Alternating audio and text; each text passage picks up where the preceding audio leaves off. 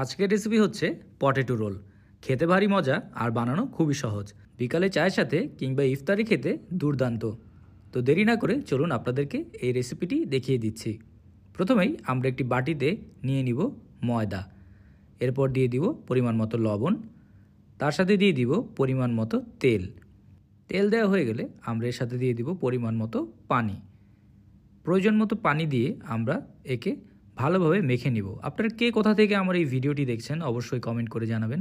আমি আপনাদের সবার কমেন্টের উত্তর দিব, কারণ আপনাদের কমেন্ট পড়তে আমার অনেক ভালো লাগে। তো দেখতেই পাচ্ছেন আমার ডো তৈরি হয়ে গেছে। এখন আমি একে একটু ঢেকে রেস্টে রেখে দিব। আমরা একে রেস্টে রাখবো 5 মিনিটের মতো। এখন আমি একটি বাটিতে নিয়ে নিব সেদ্ধ করা আলু। আলুকে আমি ভর্তা করে নিয়েছি। এরপর দিয়ে দিব কুচি করে কাটা পেঁয়াজ, তার সাথে দিয়ে দিব ধনিয়া পাতা, এরপর দিয়ে দিব কাঁচামরিচ, তারপর দিব লবণ, এখন দিয়ে দিব চাট মশলা, তারপর দিয়ে দিব জিরা। এরপর এই সবগুলোকে আমি একসাথে ভালোভাবে মেখে নিব। খেয়াল রাখবেন যাতে কোনো অংশ বাদ পড়ে না যায়, সবগুলো উপকরণ একসাথে ভালোভাবে মাখা হয়ে যায়। মিশ্রণটি তৈরি হয়ে গেলে আমরা একে এক পাশে রেখে দিয়ে আমরা নিয়ে আসব আমাদের ডো। ডোটিকে 5 মিনিট রেস্ট করা হয়ে গেছে। ডোটিকে আমরা বাটি থেকে বের করে নিয়ে আসব। এরপর দুভাগে ভাগ করে নিব। আমরা দুভাগে ভাগ করে নিলাম আমাদের এই ডোটিকে। এরপর আমরা একে বেলে নিব।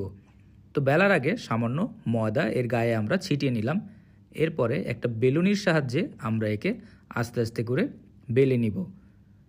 আমরা একটি পাতলা রুটি তৈরি করব। খেয়াল রাখতে হবে রুটিটা যাতে অনেক বেশি মোটা না থাকে। পাতলা একটি রুটি আমরা তৈরি করব। আমাদের রুটি তৈরি হয়ে গেছে, দেখতেই পাচ্ছেন একটি পাতলা রুটি। এরপরে আমরা একটি ছুরির সাহায্যে এর চারিপাশ আমরা কেটে নিব। চারদিকে কাটা হয়ে গেলে আমরা এই রুটিকে মাঝখান দিয়েও কেটে নিব।